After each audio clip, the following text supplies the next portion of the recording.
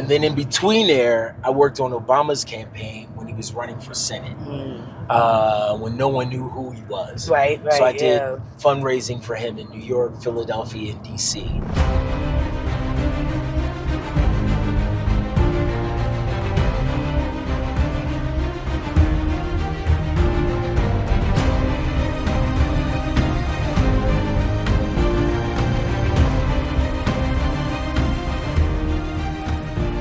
Welcome back to Conversations in Culture. Ride with us. Today we have a very special guest, Mr. Troy White. I know We you family. all. Ain't no Yes, special no. guest.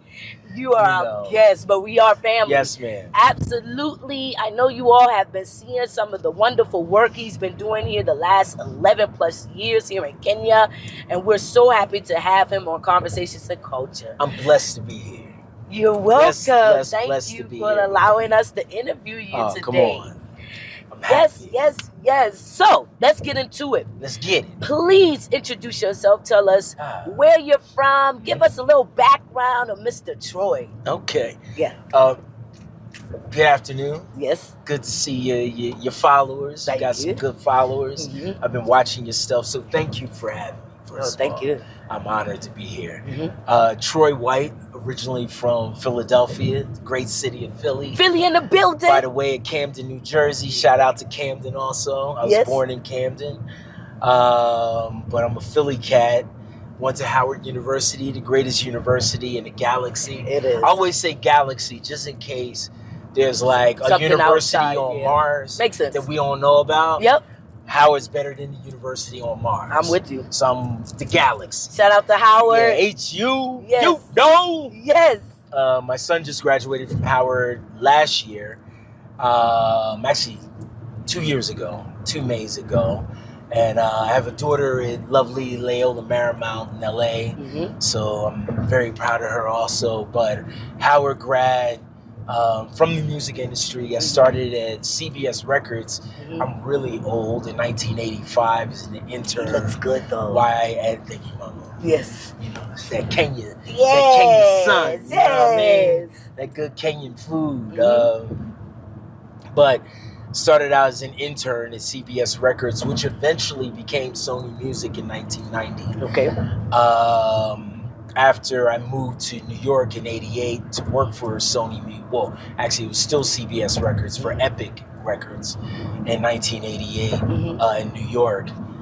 Lived in New York, spent a stint in Ohio for 2 years working for Epic, then came back to start Sony's first rap division. It was the first major label to have a rap division in 1990, 1991. Okay. And then I was in New York from 91 until 11 years ago. Okay. Wow. And worked for Sony until like 96. And worked with all kinds of artists like Michael Jackson, Sade, Luther Vandross, Shabba Ranks. Did Snoop's first record, Deep Cover. That was his soundtrack before he did his first album. He was actually on the Deep Cover soundtrack with a song called Deep Cover, which was the first, for you hip-hop historians, it was the first West Coast record to ever get played in New York. Wow. Yeah. It was the first West. Hit Deep Cover opened up West Coast music to the East Coast. So I think I read about that. I like to play I played a little part in hip hop history on Let's that go. one. Yes. And then after leaving Sony in like 95, I started consulting for a bunch of other labels. Okay. One label I used to be able to say, but I don't like to say anymore because right. We'll leave that one alone for now. We'll leave that alone. But I consulted for a bunch of labels and then ended up working for Destiny's Child and then doing some work with Beyonce, 50, Wyclef, Kanye, Jay-Z, Rock Nation. Did a lot of work with their artists. just marketing and events. Okay. Putting together events and marketing, coming up with creative marketing strategies. And I realized that the music industry started to shrink. And I was like, they ain't gonna need my ass soon. So let me rebrand myself. Okay. So I I've always been blessed to be a creative. That's just something that God's blessed me with. Like, I can do better than anybody I know. Now, there's some things that I really suck at, but I learned at an early age, one of my mentors pulled me up and he said, Troy, work on your greatness. Things you suck at, leave those alone. You're always going to suck at. So just there's things that you are naturally blessed at, those are the things you work on. Okay. So I've always worked on the things that I'm blessed with. Okay. And the things I suck at, I just suck at. Okay. Okay. I hire people to do the things that I suck at. I love that advice. So I stay in my lane. Okay. So I've stayed in the creativity lane, and I was like, yo. And in the 90s and the 80s, like, when you want to talk about marketing, freak the agencies, because they were all doing, I'm talking about like the advertising agencies, they were all doing traditional stuff. The music industry is where all the creative marketing has come from. Okay. I'm talking about creative marketing in politics, creative marketing for brands, all that stuff we were doing in the music industry in the freaking 80s and 90s. Okay. And I realized that, and I was like, yo, if I can market a record, I can market anything. I can make anything hot. So a friend of mine, my first brand that I worked with outside of music was Dannon Yogurt. Okay. And this is like 96, 97. And no, I was living in Harlem. So it was 99. Okay. He was like, yo, we want more black folks to eat yogurt. And I was like, I can make yogurt hot. So we did a pilot program in Harlem where I put like gorgeous women, same thing we did in the music industry. You take brand ambassadors, street teams and things like that. And I had shrink wrap, like some dope SUVs. We were riding around, playing music, and had beautiful women sampling Dannon Yogurt in the bodegas in Harlem and stuff like that. And after a month, they literally saw a 30% increase in sales in Harlem. So then we took that program and then I did it all around New York. Wow. It became hot. Then he turned me on to a friend at Coke. And boom. And then from there, from Dannon to Coke, I did branding for like a bunch of different big liquor brands, from Smirnoff to different, I did Hennessy, Hennessy Black. I did the launch for that. So moved into politics in the late 90s because I believe that, if you can market records, you can market anything. And we were always at the forefront of groundbreaking marketing when it comes to marketing products. So I was just like, if I just take my talents and move into brands and to politics, it'll be hot. And I won't have a lot of competition. And I love doing things where I don't have a lot of competition. So a friend of mine was working on Mayor Bloomberg's campaign, and he brought me in to do African American and Hispanic marketing. So I did a really good job at it. Bloomberg won. He got the highest amount of votes amongst African Americans and Hispanics for a Republican ever in New York. So we broke a record for that. Wow. And then when he ran again, I worked on his campaign again. I worked on all three of his campaigns. The second time he ran as an independent, because he was really an independent. He's not a real Republican. And then worked on his third campaign. Then in between that, I worked on Hillary Clinton's campaign when she ran for Senate. Then I went out to Missouri, worked on Claire McCaskill's campaign, who was the first woman to win as a governor of Missouri. And then in between there, I worked on Obama's campaign when he was running for Senate, when no one knew who he was. Right. So I did fundraising for him in New York, Philadelphia, and D.C. Then when he ran for Senate, did work for him there. So did a lot of political work, which I loved. You have a history of a lot. Marketing, politics, music. Let's get into how you ended up here on the continent. Yeah, let's talk about that story. Yeah. It was literally, I was married at the time. Mm-hmm. And it's funny, like I literally had told my wife at the time, I was like, listen, before we go spend money in some white country again, let's do Africa. Okay. So I put it out. It's funny how when you speak things, literally 6 months later, she got a job opportunity here. What? Dope job opportunity. And we're both very adventurous. So we were like, yo, let's do it. Let's do it. 2 kids. Okay. They get a chance to grow up in Harlem and Kenya. Wow. Like, how dope is that? Yes. So, and neither one of us had ever been to the continent. Okay. And I'm one of those types, I'm like, yo, I can make things happen anywhere. Period. So, like, your job will be, you know, bringing us there, and then don't worry about me. I'll figure my way. I'll navigate it. So we came here basically 11 years ago. Wow. And it was her job that brought us here. And then I did what I did when I lived in Harlem, was I started a basketball foundation called FAM, F-A-M. And we went into the slums, me and one of my boys, Chester, who's a Kenyan, and a couple of my American friends, that are 2 of them are still here.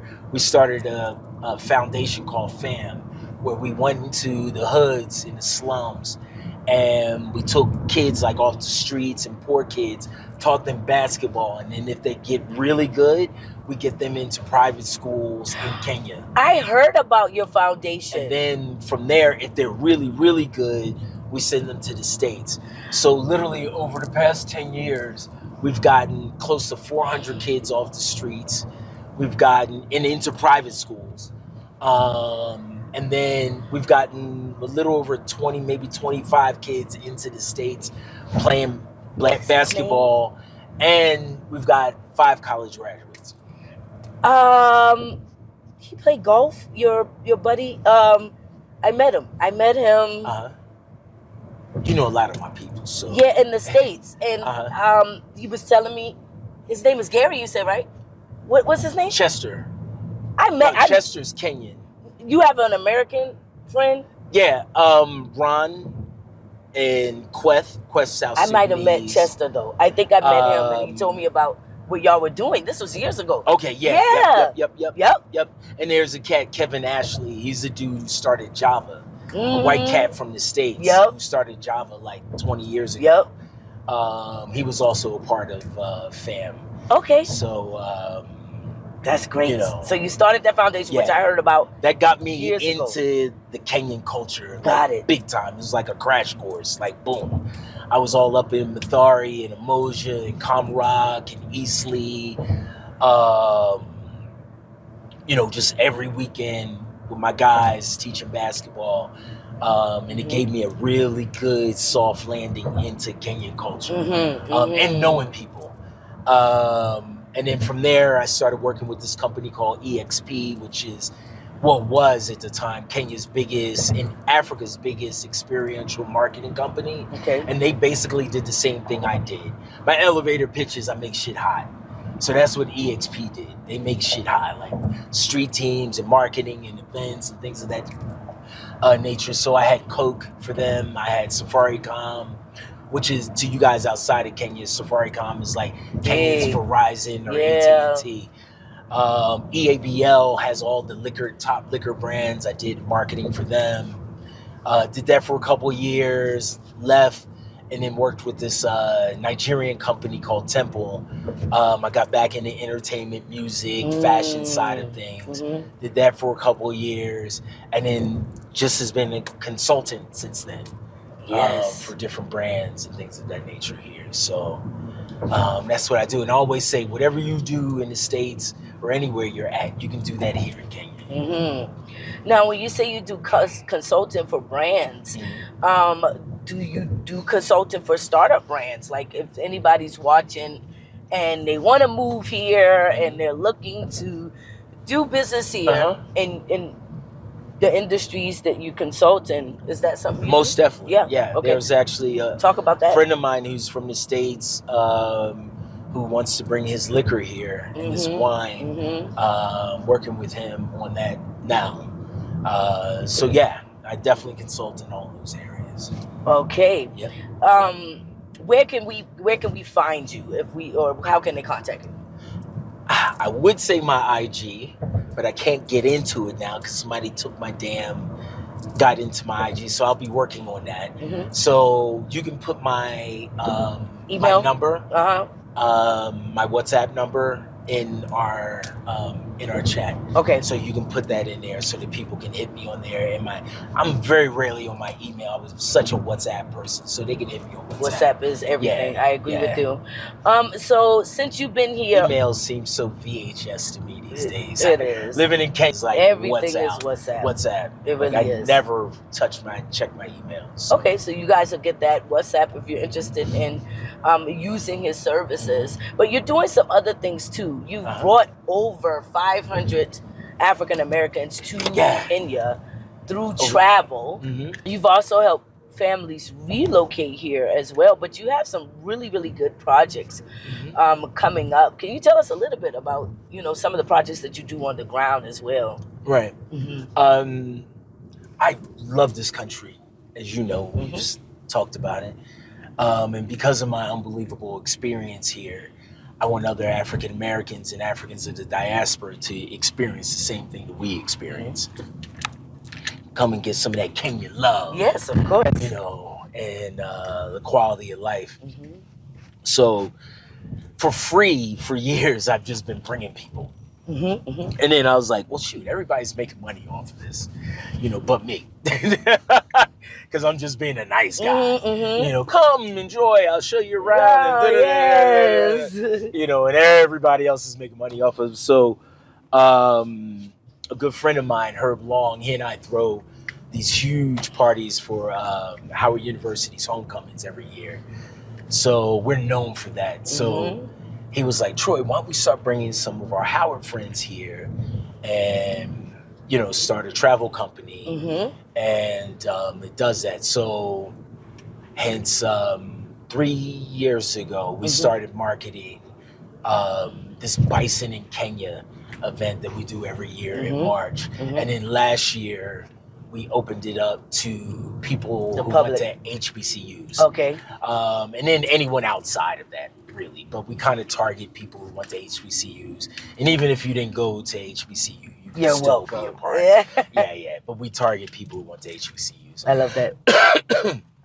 And we wrap around a trip, a 12-day trip, where we do the Mar, we do the coast. We stay at very sexy hotels here. I love it. In Nairobi. And then we also match people up with, if they're interested in investing in property or whatever field they're in, we set up meetings for them. If they're a doctor, if they're a dentist or an attorney, accountant, or whatever you're interested in doing, we'll set you up with meetings with people in those fields to talk about those things, which I love. And then, as you know, we talked about doing some larger scale things. Yes. Where we make Kenya even larger than what Ghana has done. Yes.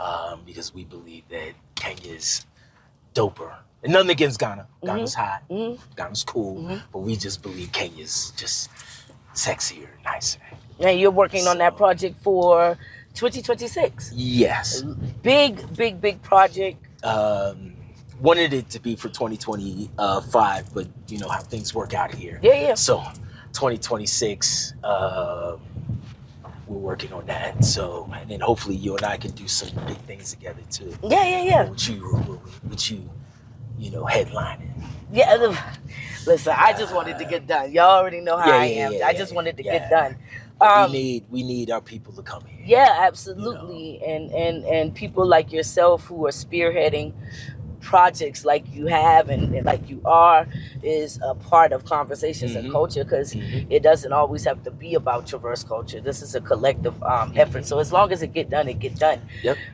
So you said you have the travel company. Shout out your travel company. So if people are interested, especially for your HBCU college students, y'all can reach out to them and book with them as well. Yep. What's the name just of it? Just hit me on my WhatsApp, Mm-hmm. and then I'll forward you all the information. We actually even have a package ready that I could easily just send. They do.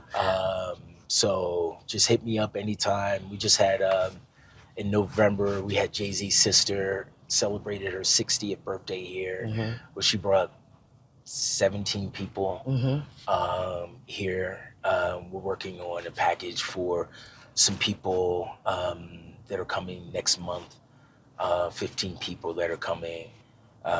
So outside of the Bison in Kenya event in March of 2026, we're also doing side packages for people anytime they want to come. Bison in Kenya, that's March 2026. Yeah, you can check that out. You can literally go online and see it on Bison, BISON, in Kenya, Kenya.com, and you can pull up the packages right there. Y'all check that out as soon as possible. I wanted to kind of get into just some offset things. We did talk about briefly, like, why did you choose Kenya? Why Kenya over everywhere else?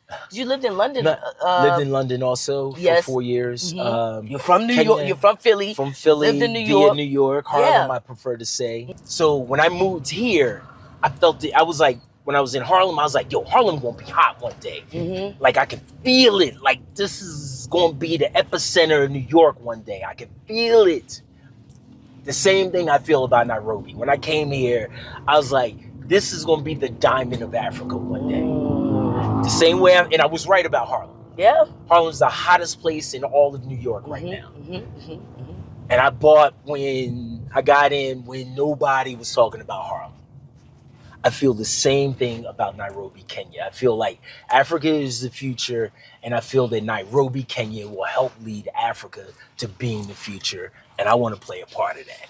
I can You're already playing a part. I can feel the energy. Yeah. The same way I felt in Harlem, I can feel that here. Like, this is going to be the spot for the world, you know. I agree. And I get very passionate about that, and I know it. Like, I know, and I always say, like, people are like, well, what about the politicians? And I was like, it's the people that are going to move Kenya forward. Forget the politicians. It's the people. It's going to be the people. Kenyans are resilient. Yes. They're hardworking. They're smart as shit. Yes. They're ethical. They just, you know, and you're going to have your... You'll have your bad ones. But that's everywhere. But as a community... You know what I mean? But as a community, I love how they move. They don't stop. Excellence. Like, Black excellence, right? They're about that business, and they're about moving things forward. Yep. So I always say it's going to be the people, their energy, their spirit that are going to move, that's going to move Kenya forward. It's not going to be the politicians. But look at it now. The reason why we love this country is the people have built this country the way it is. Yeah. And they operate from such a excellence that make you want to operate at a certain level. I ain't trying to half step here. Because Kenyans ain't half step. They ain't gonna half step. Yeah. I love it. Yeah. For all the viewers out here, first off, Troy, thank you for being one of the pioneers of promoting Kenya, bringing people who look like us, who don't see ourselves internationally to the continent. Thank you for being so graceful and humble, it's a blessing, but still real and willing to work with the community, because we often don't see that, right? It's a blessing. I'm a firm believer that when God blesses you, you gotta bless others. That's true. When we moved here, God put unbelievable people around us, around my family, my kids, everything. The majority of them were Kenyan, but some of them were expats also. Just great people around us who opened up doors for us, who helped us make this landing smooth. It is my job and my responsibility to do the same thing for others, because God did it for me. Same thing when we moved to London. Like, God put unbelievable people around us that I'm still friends with to this very day. We're not freak friends, we're family. You know, I got family here now that are the Luya and Lul tribes have kind of adopted me, because my closest friends that I call family, they tend to be from those two tribes, and I didn't realize that until a couple years ago. And I like that you said that.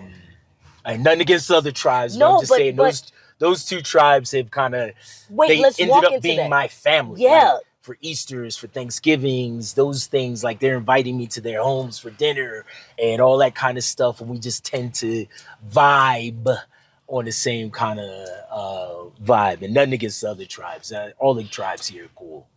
I love that you said that, because we do tend to, I think all of us who are here, we tend to migrate towards different tribes. Again, we're not trying to be tribalistic, but just certain tribes may resonate with you. So like, to your point, my team, he's Luya. I have Luyas, and Kisis mostly. I gravitate through a lot of Luyas, and Kisis. So there's something there. It's our energy. They tend to be like the most aggressive, the loudest. They like good things, and they kind of like us. They are that Black American kind of vibe. What is your message to Black America regarding Kenya? You know what? I literally saw that Spike Lee thing. Wake up! That's a good that was one. the first thing that hit my head. Wake up! But yeah, like, America's cool, but to me, I keep mentioning the whole thing: quality of life. Quality of life. As you get older, that's what you want. Yes. You're mentioning the medical tourism that you do, which is freaking amazing. That's a great niche. Like, Kenya's the spot. The weather, the people, the opportunities, the food is natural. I just want to tell you guys this. I moved my mom here 10 years. I mean, last June. She's lost 25 pounds since June. Wow. Last June. Blood pressure is down. All the swelling in her knees and ankle gone. And she looks amazing. She's working out 4 days a week. She's eating. Like, eating here is, you don't have to ask for organic. Everything is organic. Everything is organic, yeah. So she's eating great food, fruits and vegetables with seeds in them, getting, which Americans don't do anymore. She's eating chicken or fish or beef. It was living 2-3 days ago, not 3 weeks ago. Just the food is here, great.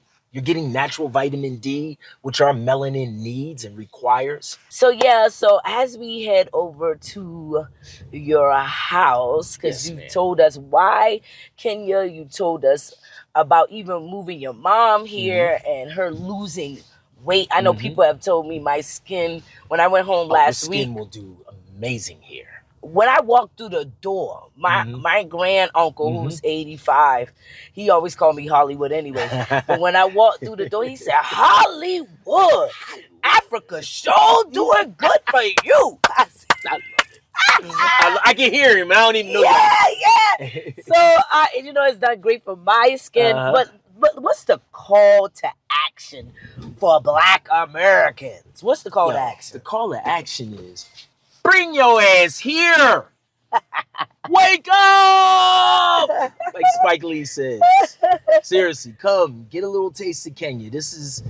I don't know anyone, and I was telling you this earlier, I don't know any out of the 500 plus people that have come here that I know of in the last 11 years I've been here. I don't know anyone that has said, it was all right. Nope. Like, it was cool, Troy. Thanks for telling me to come. Everyone's like, yo, this is the greatest place ever. It's beautiful. The people, the food, the opportunities, the vibe, the energy. Like, I need a piece of this. So come get a piece of this. Come get a piece of Kenya. It's hot. It's hot. It's beautiful. You better come before you can't afford it. Exactly. Like, you can't come to Harlem anymore because, you're gentrification, you're priced out. Yeah. The same thing with Kenya. Like, I get in early. Get in early. This is the spot. Yep.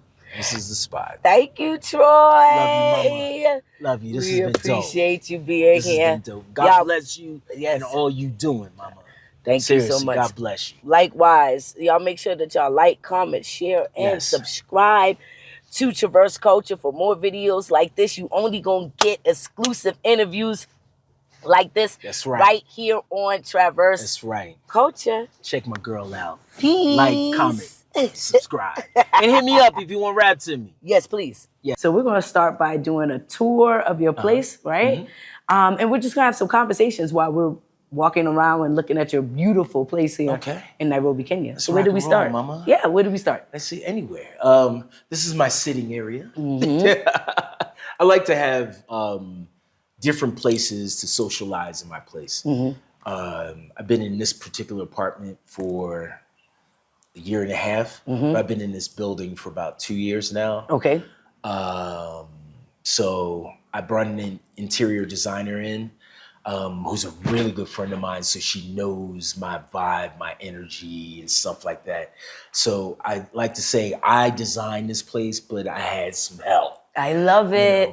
We talked about your career in the car and what you're doing here in Kenya. I'm looking at this record because you've done a lot. When I was back home in September, I was cleaning, since I moved my mom here, I'd given her this gold record. I've got a bunch of them, like 20 of them that are in storage. So I'm gonna have to bring them here. But since I brought my mom here, this was in her living room. This is when I worked with Michael Jackson. That is crazy. Remember the Time. I'm old as crap. Like, so I was around when Remember the Time was around. So I brought that back and I was like, you know what, I'm gonna turn this wall. Every time I go back home, I'm gonna bring back more of my platinum and gold plaques. I love from that. artists that I've worked with, like Sade, Luther Vandross, Snoop, Beyonce, Kanye, Jay-Z, Yes. bunch of artists. Yes. When I was at Sony. We definitely want to get into more about the fashion, but take us around. Beautiful house. I told you I was cooking last night, so this is my kitchen. And it smells good in here, y'all. Oh, thank you very much. This is my living room where I like to watch American football and movies and things of that nature. If you notice, my house is a theme of fur. Like I love that. Fur and I love animals. Okay. So in animal skins and prints and things of that nature. So everywhere there's like some furry stuff and animal skins. And, this is my bar area. Love it. My favorite artist, Jimi Hendrix. You remind me of him. Now that I'm looking at your style. No. I actually, you know what's crazy? I'm influenced by two artists in regards to style. Jimi Hendrix and Lenny Kravitz. There we go. Those two artists. It's giving. Their style is like, yes. That's where I live. I love it. That's where I live at. You stay young that way too. On I was doing a live with Austin, and I don't mind taking shots at myself. This dude called me. What'd he say? He said, "You look like a low budget Lenny Kravitz." And I was like, that's a good shot, because I do like Lenny Kravitz. I don't know about the low budget. Right. But yeah, I'm glad you can like put the two together. It's all good. People always got something to say. I don't mind when people say negative stuff. I'm like, Yeah, me neither. The Kenyans got at me for saying stuff about Kenyan men, and they was like, look at the pot calling the kettle black. I said, you're right. Everybody got their own taste. Hey, You absolutely you don't right. want Kenyans on your ass. Oh, they are the worst trolls. Kenyans are the worst trolls, but we love you. We love you. We love you. We gonna keep it there. We love you. Yeah. All love. All love. They're the bullies of social media. Oh my God. Any country in the world. They will whoop your behind. They are keyboard gangsters. They will like. I always tell people, like, be careful what you say on social media. Yes, because they'll cancel you quick. Because you will get. That's true. No. You know, they're out of any country in the world. No. Like, because they got good internet and time. That's what I say. And they got good good smart internet as and crap. time. Like, they're clever with their stuff. Like, I love, yearly there's a war on, like, Twitter. In between like Kenyans and Nigerians. Yeah. And you would figure Nigerians would win because they outnumber Kenyans like 50-1 globally. Yeah. And Nigerians are probably the most well-traveled people on the continent and things of that nature. Kenyans slay Nigerians. It's like David and Goliath, and every year it's like, yeah, they do. Boop. Super clever. You know, like they brought major companies like CNN, Yep. Microsoft, and Google, and Google. Like UN. they will freaking slay you. Big time. Matter So of love fact, you, Kenya. we love you. Love you. Love you. Nakupenda. Nakupenda Kenyans. So listen, y'all, first off, this apartment, this house is absolutely gorgeous. Thank You guys are going to see what we're looking at in terms of the surroundings. But tell us where we at. Point out of some of the areas you've lived So, at in the city for We're us. in Westlands. Yeah. So when I first came to Kenya, over there where all those green trees are, is Spring Valley. So I lived in Spring Valley first with my family. Then we moved to London for a couple years, but I stayed back, and I also had a house on Farasi Lane after my family left, where I used to have these like big parties and events and launches for Coke and Safaricom, and the biggest party I had there was for Martell, Blue Swift. It was a legendary party. It was probably one of the best events I've thrown in Kenya. So I really love that house because it was a great event space. But I've also lived in Kilimani, Kileleshwa, Lavington. I've spent time in Karen. So I've bounced around Nairobi. Right now, for my lifestyle, this is the best place for me. This is the best place. But I eventually would love to have a house back in Spring Valley because I love it there. Because you feel like you're far away, but you're 5 right minutes there. away. Yeah. You know, you feel like you're in Karen, but you're 5 minutes away from Westlands. I remember when More they were greenery. remodeling Surrey Center. Yeah. I think this was around 2013, 2012. They was re-renovating Surrey Center, and now it's a completely different. Love this area because mall. I'm walking distance, and I love to walk. Yeah. So I can walk to Sarah, I can walk to Westgate. Yep. There's like 10 different restaurants I can go to. My second favorite restaurant is right in the building, Slate. Number one restaurant, of course, is Mwimbi. And then you have NT right here in that dome building.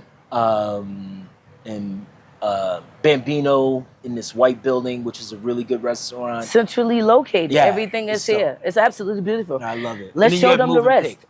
Oh, Actually, yeah, you used got to have Moving Peak. I used to have a private club inside of Moving Pick. I had it for 2 years Wow. called Love, where you had to be a member. Yep. And you couldn't even bring a plus one. It was like an intimate spot for members only to go have a drink, socialize, have meetings. It was really, really, really, really dope. I had to change it because they had the old general manager was a good friend of mine, and the new general manager didn't want to invest in the time into having Love there anymore. So I stopped having it. But I would love to eventually get back to having Love. And if you guys look at the top, they have a rotating restaurant. Yeah. It's absolutely absolutely beautiful. A full hour. Yes, it does. For it to go all the way around, but you have an excellent view of the city. That's It's the beautiful. CBD to our right. Yep.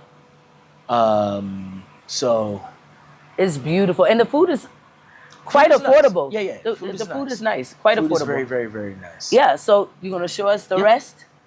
We're going to get into some conversation here. Conversation. While you're showing us around. Yes, ma'am.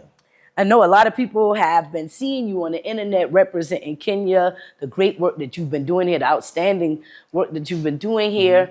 And there's been talks about, what is it, passport bros. First of all, I'm not a passport bro. And nothing against passport brothers. God bless y'all. Continue using them passports and getting outside the States and learning about different cultures and people and and investing outside the States and things of that nature. That's God bless them. But I'm not a passport bro. Right. I don't know why I was picked out and shamed. No. But we're talking about it now. But I actually live here. You do. Been living here it'll be 11 years in July. Yes. And my social activities don't follow the same patterns as passport bros. But yeah, I've been chosen. I don't know why I was picked out in December to be targeted. and it's still kind of It's still living out there. Yeah. It's amazing, the internet. Like I just figured it was going to stay like strictly Kenya. Then it passed, and all my friends on the continent started hitting me. Then friends in London, in the States, in the Caribbean, and I'm like, what the hell? Like, What like, happened? yo, like I'm a good dude. You Like, are a good guy. Why you tossing my name out He's a there good like guy, that? yes. You know, and people were like, and I come from marketing. I've done marketing since the 80s. And I've always realized that you're not doing anything if people ain't talking about you. What makes Kenya so nice is the real estate here. All of the rooms come with what we call en-suites, yeah. right? And typically you don't see that in the States. Yeah. So you get a bang for your buck, right? Yep. Yeah. Oh, totally. So like, as we talked before, like this would be 3 times the price in the States. It's something like this, forget about it. I know you guys saw the balcony where he's located. He's going to tell us all the amenities as we go upstairs. And we're going to get into the pricing because I know a lot of you all want to know what the pricing is. But when you hear the pricing and you see all that he gets in this property, forget about it. In any metropolitan city in the States, this would go for 10,000 plus, maybe even 20 grand, depending where you are. Yep. So can we go upstairs now? Yes, we can. We get to see upstairs now. First off, love the stairs. Thank you. It's given very chic. It's given very. I like it because it's open. We got money. We got money. We trying to get some money. I want to eventually turn this into a lounge. Yes. Because remember I told you I like having different energy in different areas. And I'm always having events, dinner parties, brands have parties here. So I want to turn this into a dope lounge. My son, who just graduated from Howard University, the greatest university in the universe. And this is my daughter. She's at LMU. She's going into her senior year at Loyola Marymount in LA. So I'm very proud of them. Like I've got 2 unbelievable kids that are kicking butt. So this is the room. Bedroom, which I love because I love natural light. It's funny because we were talking about the weather earlier. I think Nairobi has the best weather in the world. Hands down. It's never too cold, never too hot. So I always leave my doors open. I leave my curtains open. I leave my windows open so I can get fresh air. Oh, I love fresh air. Me too. So it's so relaxing. I love. I can get some good sleep in here. First off, this is very plush. Oh, thank you, darling. It's giving very. We got some money. No, we trying to get some money. Listen, all right? What does the weather remind you of? We both said LA. Yeah, well, I'd say San Diego because there's no humidity. Like, correct. Yeah, I always compare it more to San Diego because there's no humidity. There's no humidity. There's humidity in LA. And it's a dry heat. It is a dry heat. And it makes it dope. Too hot. It may get up to maybe 90. I've never seen it. Maybe 90. Maybe but 90. It's dry. And it's dry. I've never seen the weather go over 100. And I'll take 90 dry over 80 with humidity. And like Mombasa? Yeah. Forget about it. I couldn't live there. There's no way. There's no way. Look at this.